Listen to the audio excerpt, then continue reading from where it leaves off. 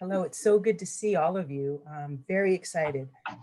Welcome to our audience to session 3 of the 6th Annual College of Education Summit on Nevada Education. I'm Doris Watson. I'm a professor here in the higher education program. And salient to this session, I have over the course of the last year been working with Dr. Aisha Jackson on an interdisciplinary collaborative project in Clark County School District funded through Branch Alliance for Educator Diversity. The project has sought to create a space, a community, if you will, of support for our teachers of color in Clark County School District. We've been working with both school administrators as well as faculty across the university. I'd like to have Dr. Jackson introduce herself, please. Good morning. My name is Aisha Jackson. I'm an assistant professor of teacher education in UNLV's College of Education, and I have had the pleasure through my 4 years at UNLV of working closely with a number of our alternative route to licensure teacher candidates. And that's part of also the work that we've done in this grant project to think about how we prepare alternative route to licensure teachers of color specifically. And we've had fascinating discussions in the middle of COVID-19, thinking specifically about what preparation looks like or needs to look like as teaching has shifted over the past 9 months. And so I look forward to this conversation today as we think about meeting the needs of kids, families, communities, and the educator workforce in the midst of COVID-19. Thank you, Aisha. So now I would like to introduce our amazing set of panelists. It is my extreme pleasure to first introduce Dr. Tanya Sutton. Dr. Sutton is leading the way in education advocacy in Southern Nevada. Tanya is a national board certified teacher in early childhood generalist, serving children, families, and educators across the country. Her primary service and support has been always to children and family of high needs communities within the Las Vegas Valley. Dr. Sutton serves as the Nevada Interim State Director for Teach Plus. Welcome, Tanya. Our second panelist, Janine Collins, is the Executive Director of Nevada Succeeds. She has a proven track record for supporting the success of education partners. Janine's varied experiences and passions continue to be connected through her desire to move minds to new ways of thinking for meaningful impact. She holds a BA in history with a minor in theater from UNLV, Go Rebels, having completed her dance educator certification through the dance department. She earned her Master's of Arts in Teaching from Bard College in New York. Welcome, Janine. Dr. Brenda Pearson is the Director of Strategic Policy Initiatives at the Clark County Education Association, CCEA. Before joining CCEA, Dr. Pearson spent several years as a classroom teacher and instructional facilitator. She has worked in diverse settings such as Clark County School District, Chicago Public Schools, and Buena Park School District in California.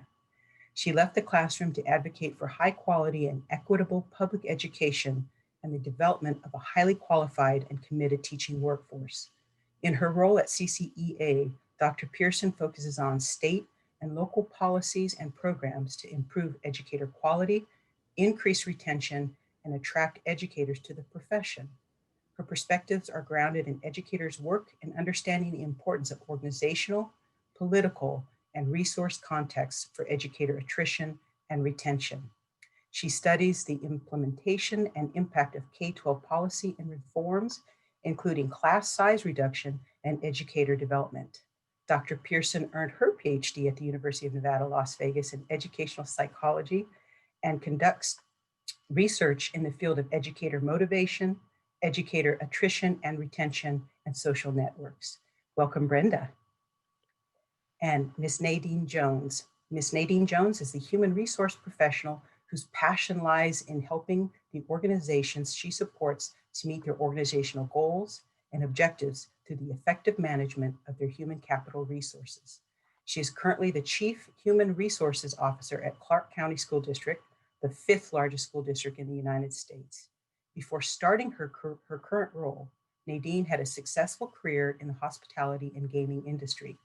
Over the course of 25 years, she held various roles, progressing in both the operations and human resources functions. Her most recent position in the hospitality and gaming industry was as a vice president of human resources for MGM Grand Las Vegas, where one of her key contributions was in helping to build a culture of service, performance, and accountability. Nadine is focused on continuing that type of work in her new role in the education field. Welcome, Nadine. This session, colleagues, will highlight the role of COVID-19 on existing challenges related to PK-12 educator workforce and the opportunity it presents to recommit to teacher retention and a diverse educator workforce in general. Aisha and I have asked each of our panelists to provide a brief 3-minute introduction of this topic. And then Aisha and I have prepared 4 questions to nudge us along in our conversation and discussion this morning. We also encourage folks to please use the question or chat box to submit questions that we can also provide our incredible panelists. So with that, I would like to first turn it over to Dr. Tanya Holmes Sutton. Good morning. I appreciate the privilege of being here today and being able to join you all in this discussion. As I thought about the topic that had been presented to us with regards to COVID-19, the educator workforce and emerging needs and conversations, I thought that I don't know that these conversations are emerging or new. I think we've been talking about diversity, equity, and access for quite some time, and there have been incredible leaders that have been leading this work for decades. I think what has happened for us is that those inequities that exist have been made more visible at this time. And I was thinking about the incredible strides that we've taken to provide access and support to our students and to our teachers, not only throughout Clark County, but throughout the state. And certainly I considered, where are the children that are not being engaged? And while we're celebrating the 98+% of students that we do have access to, my concerns are really around not only providing access, support, and education to those students that we are engaging with and that our teachers are wonderfully supporting, but concerned about those that do not yet have that access and that we are not connected to. As the state closed back in March and we thought about how we would move forward and how we would support our students and families. I had the privilege of working as the state director for Teach Plus, as well as a national board certified teacher here in Nevada, and in collaboration with colleagues across the country to see teachers step up and engage partners, families as partners, reach out to students, ensure that they were making education accessible to their students, while also having to consider what are the challenges that they are facing. With great appreciation of their commitment to students and to our families, I'm also concerned about the equity and access that we need to address for our teachers. There are some that continue to struggle with their own connectivity, having to go into the schools to be able to teach. Although it may not have been safe, some have shared that certainly they've also been in parking lots, at Starbucks, at local organizations, seeking to have access, and really wanting us to consider how can we strengthen the collaboration that we certainly have in place, as I've listened today to the community partners that we have and that we're engaging with regards to the state board, with NDE, with MGM, also NV Energy, all of those that are stepping to the table. How do we identify those that are not at the table and that can provide us additional supports? I'm most eager to look at what additional ways that we can utilize teacher leadership to be able to mitigate some of the challenges that we're facing, acknowledging that it is those teachers that are working with the students and families most directly that have critical thought and problem-solving ideas around the challenges that we're facing as a result of COVID-19, but also as a result of the racial tensions that exist, the injustices that continue to persist, as well as those that certainly existed prior to COVID-19 shedding light on the challenges that we're facing. I appreciate you so much for inviting me to join in this conversation. Thank you, Tanya. Janine? Thank you so much. I'm honored to be a part of the conversation today.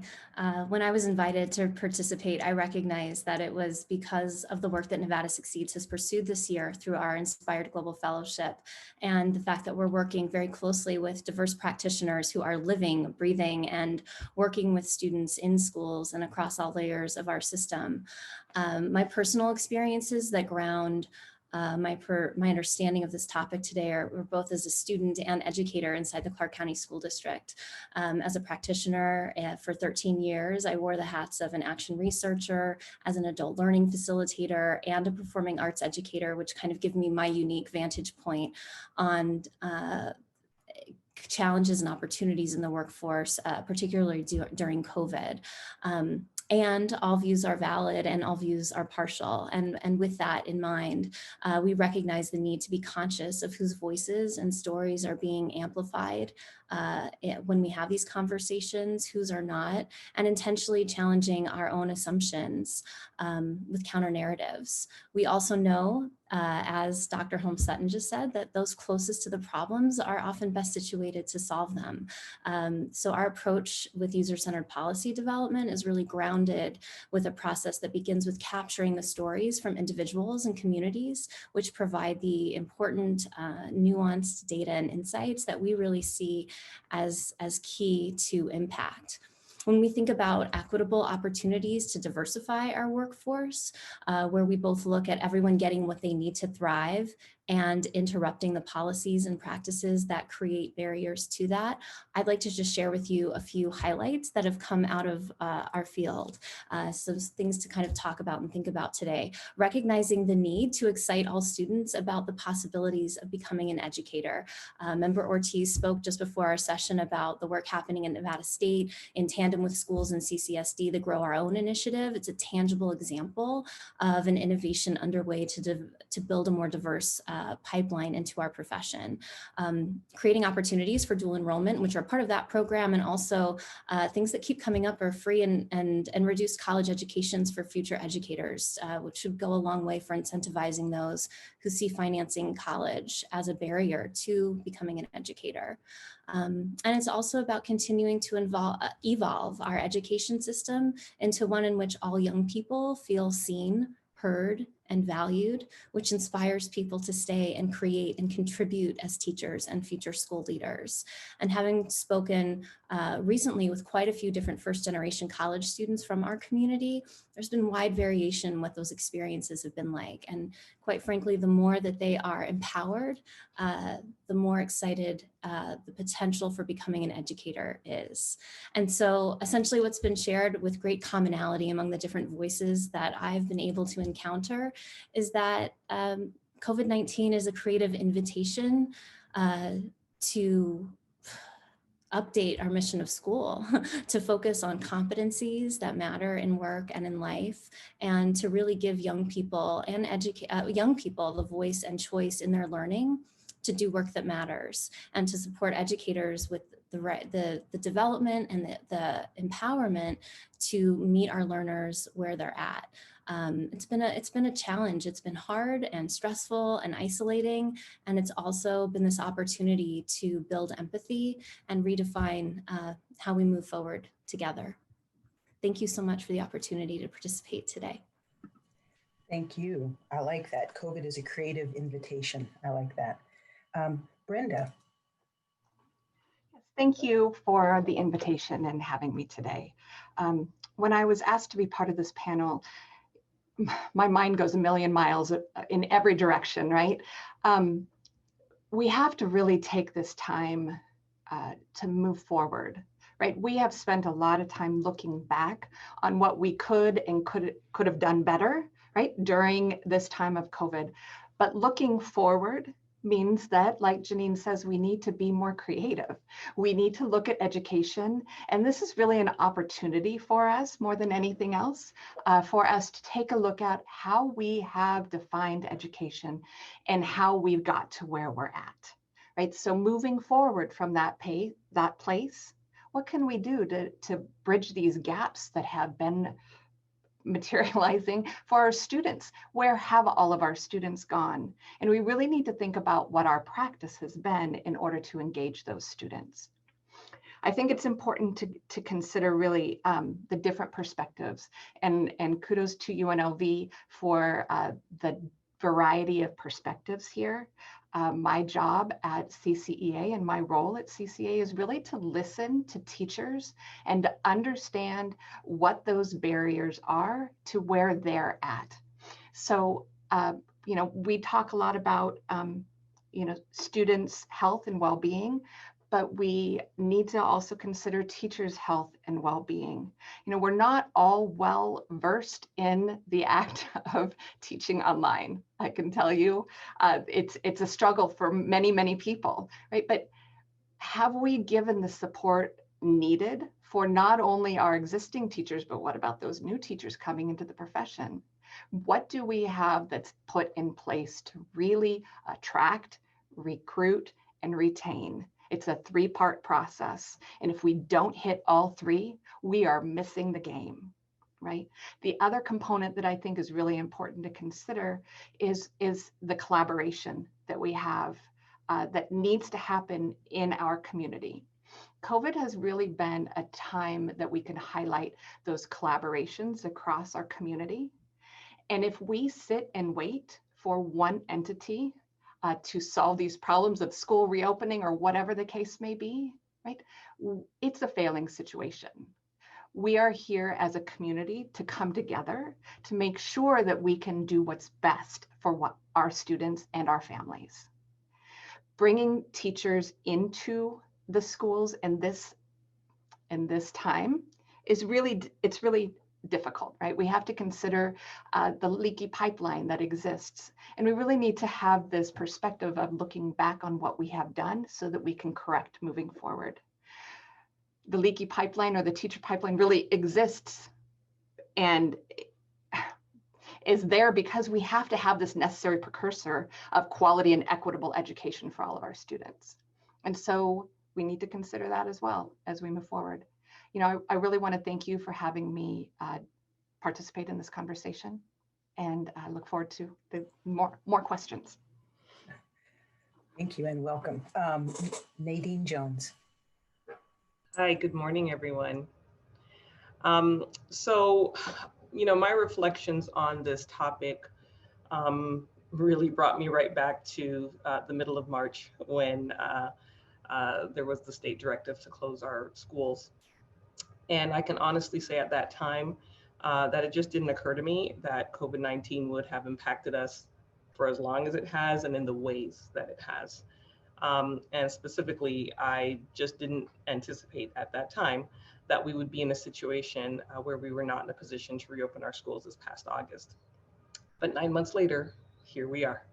And, while we have a glimmer of hope with vaccines on the horizon, there's still so many uncertainties. So I really reflected of, what conversations have I been a part of in my role with my peers since the emergence of this pandemic. And I would say some of the most consistent conversations are around the following topics: safety of our students and staff, of course, the social emotional needs of both our students and staff. To Brenda's point, we do tend to focus very much on the students, which of course we have to, because that's who we're here to serve, but there is also the impact that it's having on our staff as well.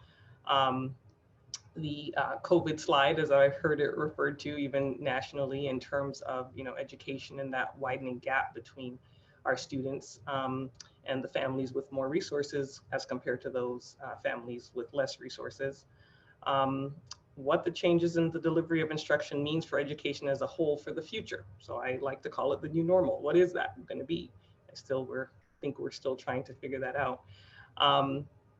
And the skills of our educators, what they will need in order to be successful in teaching in whatever that new normal is, right? So certainly for right now, it's ensuring that they are having the support and the skills needed to be effective in distance learning, but also what will that look like in the future? And then certainly germane to this topic, the inequities that were exposed around the lack of access. Again, to Dr. Holmes Sutton's point, it's not new. It just, I think, was exacerbated by this situation in terms of everything from connectivity to really everything you can imagine.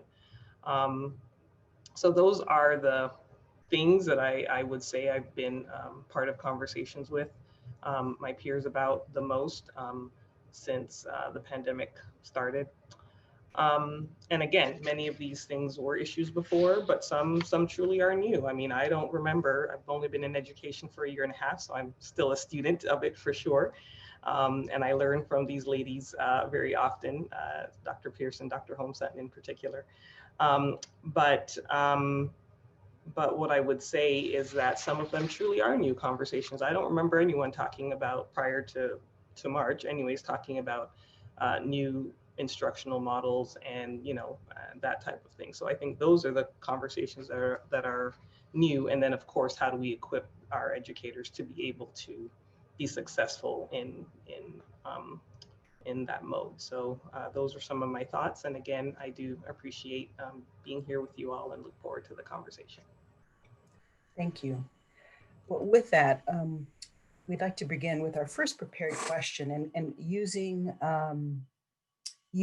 our prompts and just kind of listening to what is being said. One of our teachers that we've worked with over the last year, Lawrence Banuelos Benitez, made a comment early on when folks were talking about the return to normal.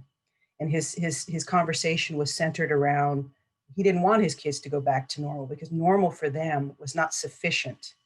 And so relative to that and the current moment that we're in, how do we deepen our collaborations? How do we rethink collaborations that engage our teachers and their communities they serve in ways that push us forward? So to Brenda's notion, instead of always looking back at what has not been done, how do we deepen these collaborations with our stakeholders, for our teachers, and for our communities? And I'll just open that up. It's kind of the million-dollar question, right? And something that most of the districts across our nation are struggling with.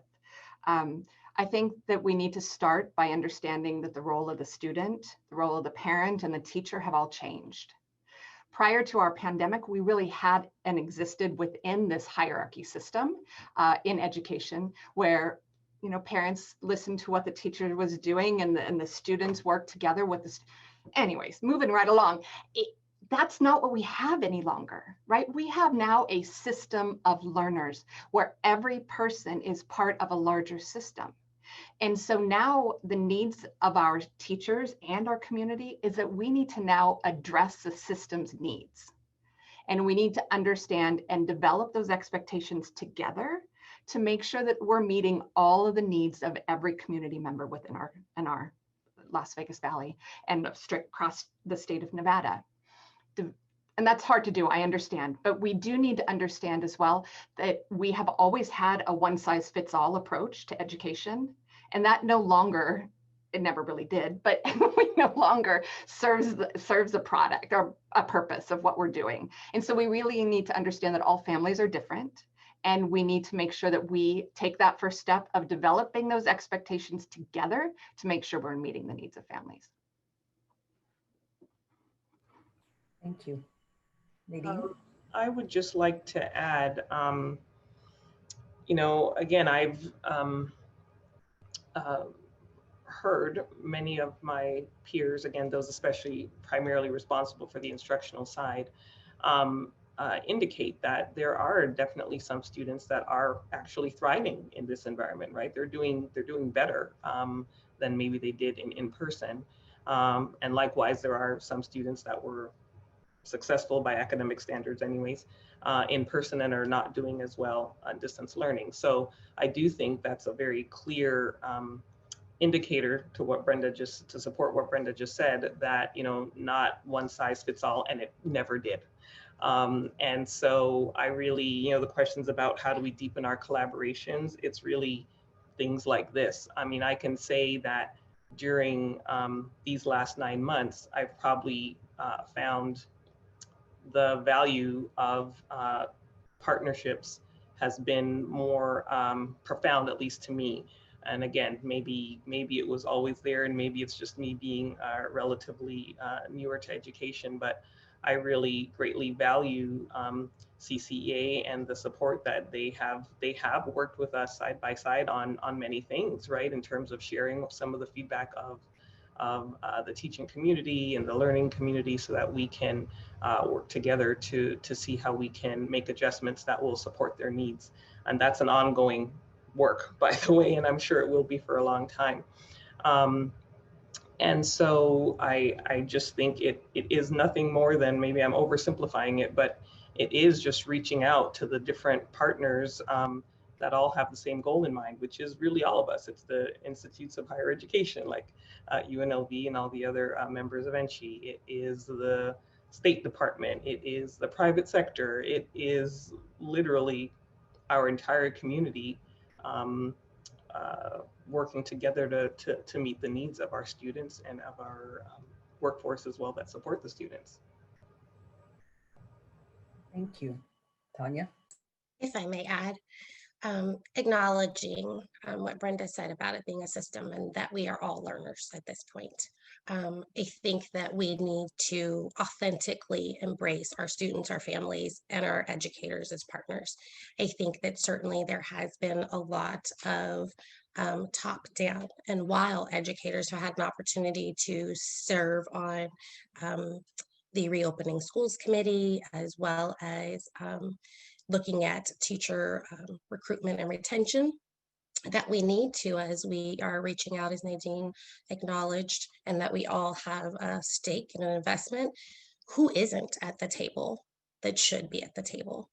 I think often we reach out to the same partners, and the same partners come, and they are incredible. And we have incredible results. And yet I am compelled to consider, who are we not connecting with that we should be connecting with? And how do we bring those new perspectives and critical thoughts to the table so that we can look at a holistic or more comprehensive approach to the challenges that we're facing within the community? You know, I would just add to that, centering student voice, because not only are they the pipeline, are our students the pipeline for our future educator workforce, but they have quite a bit to say about what was working and wasn't working pre-pandemic throughout this process. And I think that a lot of the conversations and that I've been engaged in have been really have been thinking about how might we center student learning as a part of an ongoing redesign process, right? And so what does it look like to engage students and educators in collaborative action research around what is possible, what is essential, what our needs are? And I think that creating the space for that is step one, and then building and putting the supports in place to allow that to be an ongoing part of the feedback that drives initiatives and forward movement would be really powerful, because they do know, students, young people do know what they want out of their education. And when I was teaching, when it wasn't working, I just asked them and they let me know how to fix it. And we took care of it. If I may add, as Janine is saying that, I become very excited about the opportunity that we're having. And so people may be asking, like, what does that look like? So that's great in theory, but what does that look like?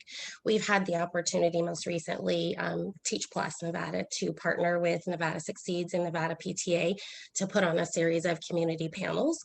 We just heard from students last Thursday about learning during COVID-19.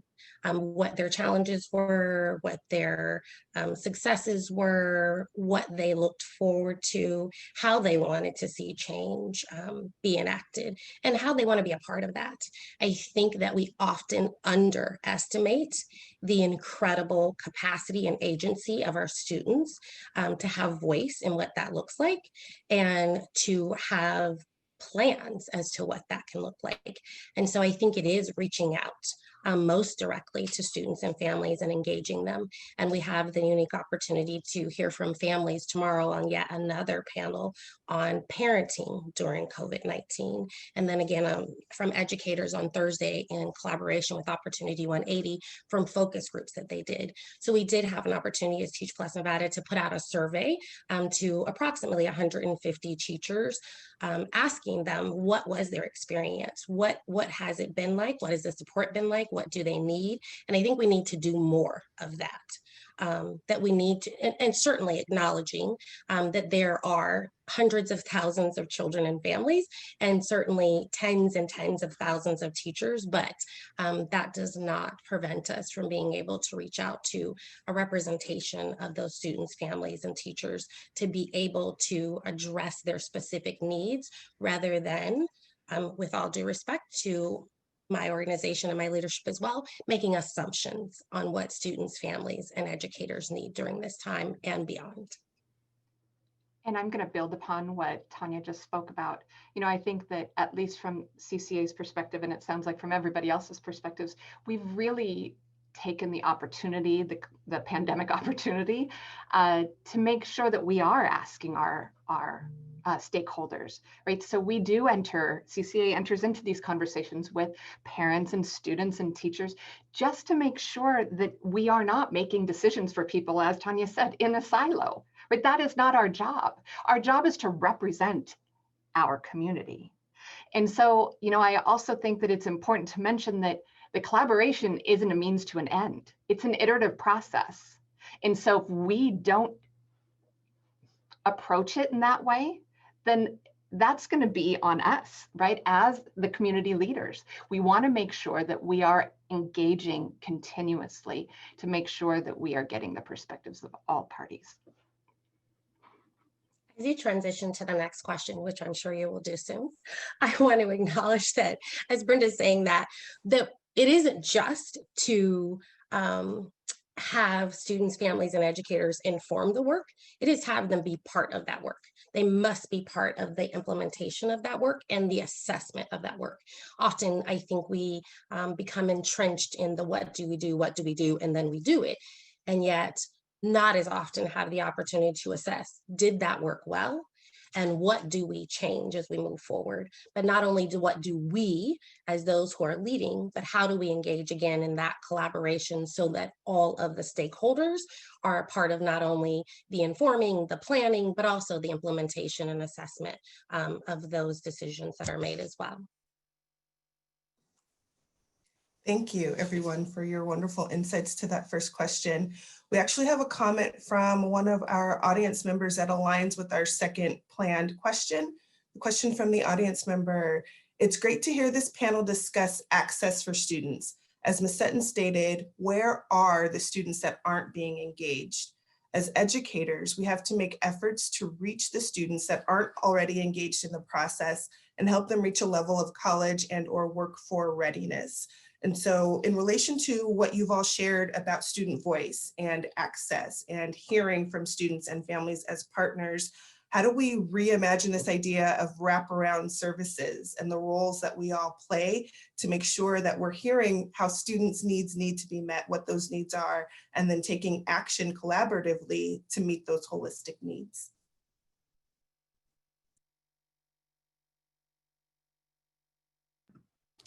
You know, I'll just share that two of our inspired fellows work at the same school, and they work at JD Mack Middle School. And Jackie Valley just wrote a piece about kind of some of the work that's happening there in terms of the community coming together to address mental health, and some of the conversations I've had with two of those educators. One of the interesting findings has been that they feel that their support has been much more meaningful and targeted, and because they have been inside the homes of families in ways that they weren't previously, and that there's really been an opportunity to be more empathetic. And while they always wanted to provide food, if that's what was needed, warm coats, now they are seeing that a student needs a desk. They are able to leverage needs and resources more effectively because the relationships are more intimate, because people are turning on their cameras and kids are bringing their younger brother and sister onto the lesson, and people are introducing their family members as part of the work. And as Brenda said, like we're all learners in this together, and families are coming to the table in a different way. And so even with all of that hardship, I would just say that I think the connections that are emerging right now, if we show up to them that way, are perhaps giving us the data that we need to figure out what is it that is needed before that wasn't, that we weren't able to give. And so I think that that's been a success that's come out of it. And at the same time, just the recognition of how much more work there really is to do, and to again, keep allowing those insights to drive how we retool our ideas around wraparound services and support. Again, Brenda spoke about this too, iterative, right? And then Tanya spoke about it in terms of assessment. Like, are we continuing to reassess after small steps and not just after we roll out long, big plans, right? How do we consistently change it while we're inside of it? And I think that we've had no choice in COVID but to do that. And maybe now we're building those muscles to be able to continue to do that work moving ahead. I'm going to jump in. You know, this is a hard question for me. Wraparound services are really that safety net for students, as well as a safety net for parents and for teachers. But I think what I've noticed and what I've heard from educators is the number and the requirements of an educator have increased dramatically over the last, since March, since February or March, right? And we really need to rethink what we're doing, because we can't have the same expectations in this pandemic as we had before, which means to me, we want to make sure that teachers can get to the job of teaching. They can make sure they have the time to form those relationships and put together these engaging lessons. But if there are things that we can take off of their plate, this is really the time to do that, right? You know, I just really want to hit home on the fact that we need to relieve these teachers of those logistical concerns. Like, you know, Nadine spoke about safety for all, for staff and for students. And that's incredibly important. But that, I really don't believe should be a teacher concern. I think that should be in the administrative realm, right? We should make sure that that is the case. Hard and fast rule, everyone has to feel safe, because a teacher's role is to make sure that they're forming relationships with students and making sure that students grow. That's the priority. When I consider wraparound services, immediately my mind goes to the school, the actual physical school, and also immediately communities in school and the services that they provide. And yet I acknowledge, as I reflect on Janine and Brenda's remarks, that we need to consider how multifaceted those needs are, not only for students and for families, but for educators and leaders. And that it does, and this is so very cliche, I hesitate to say it, and yet I must, that it does take a village. Some people are going to see the strengths and challenges that others may miss as they're taking a look at what are the problems that we need to address. And that it's all hands in order to provide support for everyone. And that we also need to be checking on those who are leading and who appear to have the strength, because they are also being challenged during this pandemic, and certainly grow weary and are fatigued as they carry the leadership burdens. And I think that that is certainly felt across across all of the stakeholders, including community partners. I acknowledge immediately coming to mind that as I was working previously with a colleague, a support staff person who was responsible for helping to find homes for children who were struggling, that person themselves was homeless and no one knew. We really need to work on developing the relationships that extend simply beyond trying to support our students and families, but also supporting one another. And that reminds me of what Brenda said around the SEL and the mental wellness, not only for the students as they are challenged in learning, but also for the educators as they are challenged in teaching and leading. I think that is a part that has been significantly overlooked. And while we acknowledge certainly that teachers are feeling challenged, my question is, what steps are we taking to be able to address those challenges, as well as relieving them of any responsibilities, certainly that do not need to be theirs, but how do we ensure that they show up whole and are cared for as they're responsible for caring for the most vulnerable of our community?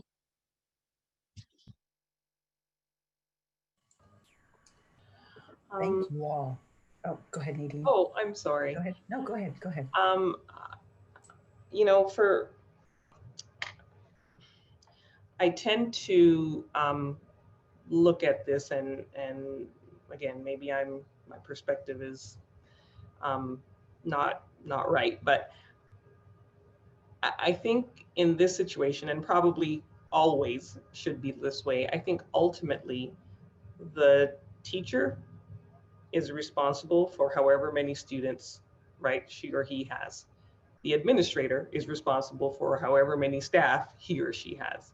And so I think ultimately it just does come down to that connection between the educator and their students, and then between the administrators and the educators. I mean, that's really what it just comes down to is, you know, is really looking at all of those as individuals and really meeting those individual needs, because they will not be the same, right? There isn't going to be a one size fits all in terms of the support that's needed for this educator versus that educator, or this student versus that student.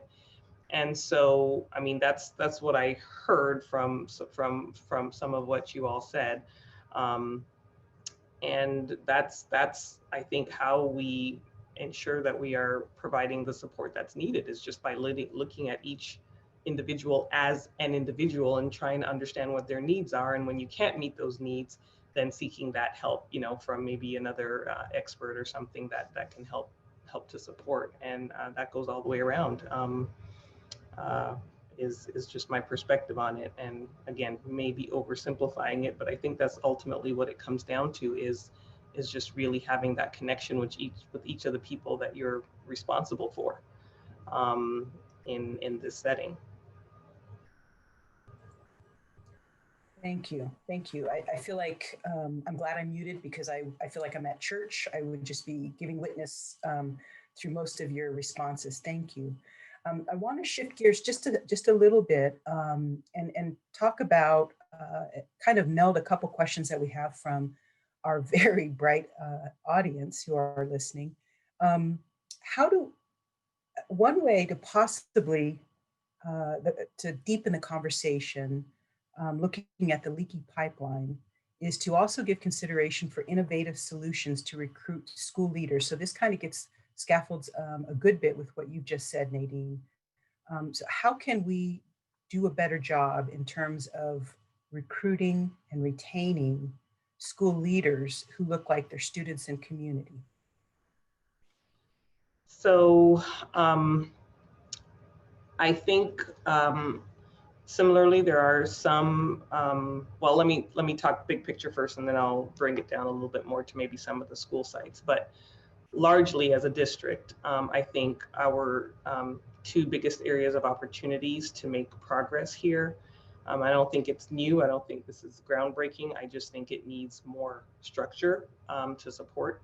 But it would be our teaching and training academies in terms of, getting our students interested in teaching and really growing those programs and providing the support needed in terms of, I forget who mentioned it very initially, but college tuition and education, things like that, to incentivize them to stick with it, especially if they truly have a passion for it. So that's one.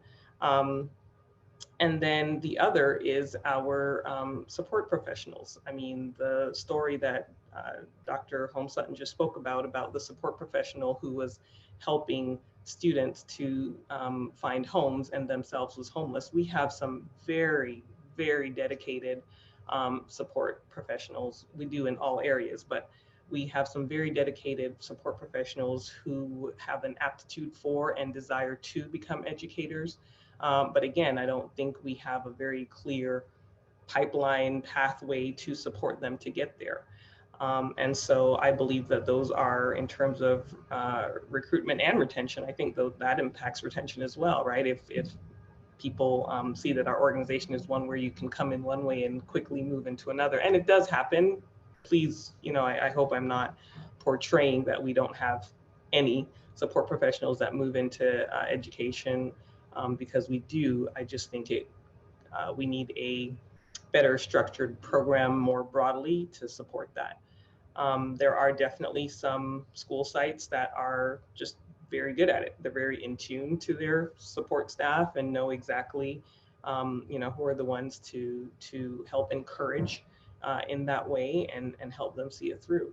And so it's those kinds of things that happen, but just to make it more systemic is our some of the goals that we need to continue to work on, or work toward, I should say.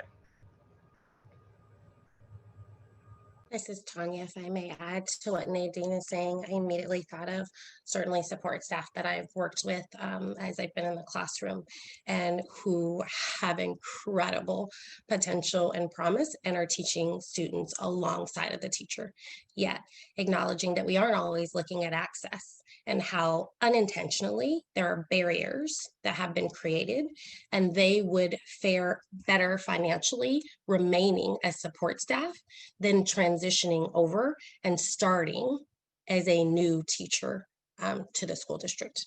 And that has been a challenge. And please know that I share this as this has been shared with me. So when they are looking at where am I on the salary scale, what does it take for me to pursue a degree and to obtain my license, and where does that put me when I'm coming in the door? I think that we also need to look at compensation, and I know that this is probably a challenge as I talk about this in the midst of the crisis, but we are talking about cultural differences that we don't acknowledge. As a person of color, I have a responsibility not only for my immediate family, but for other extended family members. I would not be able to, on a incoming teacher's salary, support my immediate family, and then also those to whom I have other obligations. I think often we look at this in the frame of middle class, white, traditional, and we haven't looked at all of the barriers that are providing access for us to be able to diversify the teaching force. We're looking at also not necessarily asking those individuals what they need in order to pursue education or career in education. And I think about the Grow Your Own that we have here and that Nevada State is supporting and advocating for and leading the way with. Yet I also think we need to look at the diversity in that and acknowledging that there is diversity. How do we make it more diverse by addressing perhaps again the unintentional barriers that may be put in place? And when I think of that, I certainly think of all other systemic things that we need to look at that are connected to that. If in fact our Black and Brown students are having challenges in schools regularly, it's not likely that they're going to find an education in career or a career in education appealing. Some of them are trying to get out the door as quickly as they can and not look back. And that's unfortunate. So I think we really do need to look at unintentional barriers. What are we saying about the profession in which we serve and lead? How are we presenting that to our students and our families? Certainly that there are misconceptions within the students and families about an opportunity that exists that can be exceptional, that is exceptional as a career or as an educator in the profession. I beg your pardon. I'll be long-winded, so I will pause. I'm going to build on what Tanya was just discussing. So I think that there are different ways to approach this problem. The first is we need to have some type of short-term goal as to what we need to do to solve problems of recruitment and retention of diverse teacher workforce. And I think that some of the discussion that we've had really can address that. For example, the support staff. Those are some quicker return on investment ideas than really taking a look at the equity and quality of education that we have across the board, right? Access to higher education and equitable quality education, that's not an education issue, right? This is a societal and equity issue. So if we're going to really have a long-term solution, we really need to think about where the type of education these students are getting across every school.